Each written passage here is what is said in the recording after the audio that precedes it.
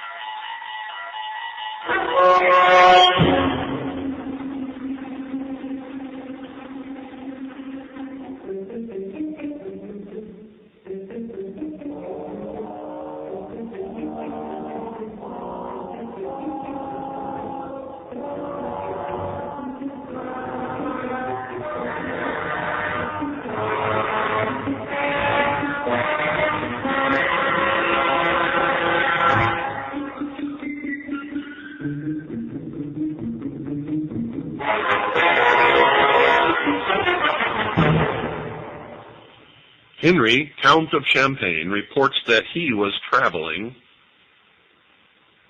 in 1194 through Ismaili territory. Quote, the chief sent some persons to salute him and beg that on his return he would stop at and partake of the hospitality of the castle. The count accepted the invitation. As he returned, the Dai el-Kibir, or great missionary, advanced to meet him, showed him every mark of honor, and let him view his castle and fortresses. Having passed through several, they came at length to one of the towers, which rose to an exceeding height. On each tower stood two sentinels clad in white. These, said the chief, pointing to them, obey me far better than the subjects of your Christians obey their lords. And at a given signal, two of them flung themselves down and were dashed to pieces. If you wish, said he to the astonished count, all my white ones shall do the same.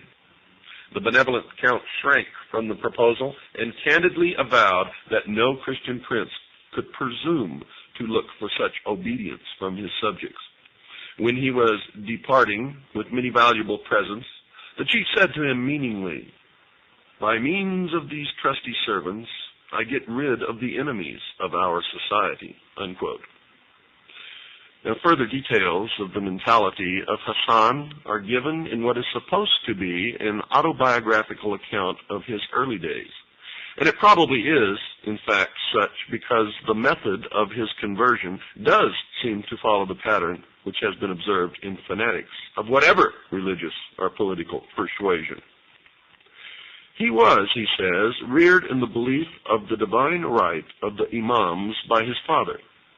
He early met an Ismaili missionary, Emir Dareb, with whom he argued strenuously against the emir's particular form of the creed. Then, sometime later, he went through a bout of severe illness in which he feared to die and began to think that the Ismaili doctrine might really be the road to redemption and paradise. If he died unconverted, he might be damned. Thus it was that as soon as he recovered, he sought out another Ismaili propagandist, Abu Najam, and then others. Eventually, he went to Egypt to study the creed at its headquarters. He was received with honor by the Caliph due to his former position at the court of Malik Shah. In order to increase their own importance, the high officials of the court made a good deal of public play of the significance of the new convert, but this fact seemed in the end to help Hassan more than it did them. He entered into political intrigue and was arrested, then confined in a fortress. No sooner had he entered the prison than a minaret collapsed, and in some unexplained way this was interpreted as an omen that Hassan was in reality a divinely protected person.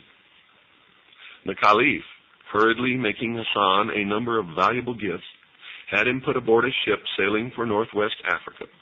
This gave him the funds which he was to use for setting up his paradise, and also, through some quirk of fate, the disciples whom he sought. A tremendous storm blew up, terrifying the captain, crew, and passengers alike. Prayers were held, and Hasan was asked to join. He refused. Quote, "The storm is my doing. How can I pray that it abate?" Unquote, he asked. And then says this, quote, "I have indicated the displeasure of the Almighty. If we sink, I shall not die, for I am immortal. If you want to be saved, believe in me, and I shall subdue the winds." Unquote. Well, at first, the offer was not accepted.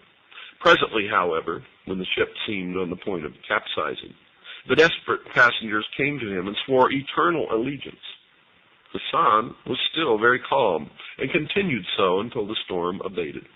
The ship was then driven on to the seacoast of Syria, where Hasan disembarked together with 2 of the merchant passengers who became his first real disciples.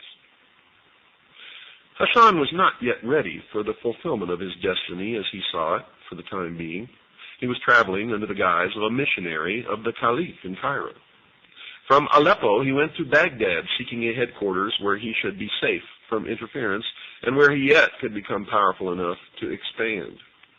Into Persia, the road led him, traveling through the country, making converts to his ideas, which were still apparently strongly based upon the secret doctrines of the Egyptian Ismailis. Everywhere, he created a really devoted disciple, Arfidei. He bade him stay and tried to enlarge the circle of his followers. These circles became hatching grounds for the production of self-sacrificers, the initiates, who were drawn from the ranks of the most promising ordinary converts. Thus it was that miniature training centers, modeled upon the abode of learning, were in being within a very few months of his return to his homeland. During his travels, a trusted lieutenant, one Hussein Kahini, reported that the Iraqi district where the fortress of Al-Umat was situated seemed to be an ideal place for proselytism. Most of the ordinary people of that place, in fact, had been persuaded into the Ismaili way of thinking. The only obstacle was the government. Ali Mahdi, who looked upon the Caliph of Baghdad as his spiritual and temporal lord. The first converts were expelled from the country. But before many months, however, there were so many Ismailis among the populace that the governor was compelled to allow them to return. Hasan, though he would not brook, would not allow him. The prospective owner of Alamut decided to try a trick. He offered the governor 3,000 pieces of gold for the amount of land which could be encompassed by the hide of an ox. When Mahdi agreed to such a sale, Hasan produced a skin, cut it into the thinnest possible thongs, and joined them together to form a string which encompassed the castle of Alamut. Although the governor refused to honor any such bargain, Hasan produced an order from a very highly placed official of the Seljuk rulers, ordering that the fortress be handed over to Hasan for 3,000 gold pieces. Well, it turned out that this official was himself a secret follower of the Sheikh of the mountain. The year was AD 1090.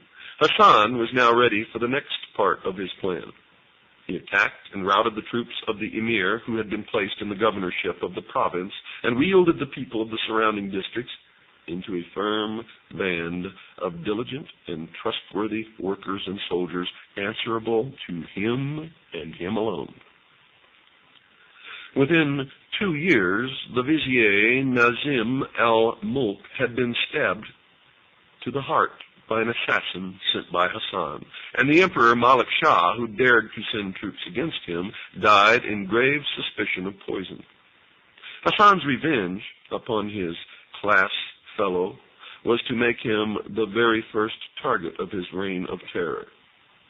You see, with the king's death, the whole realm was split up into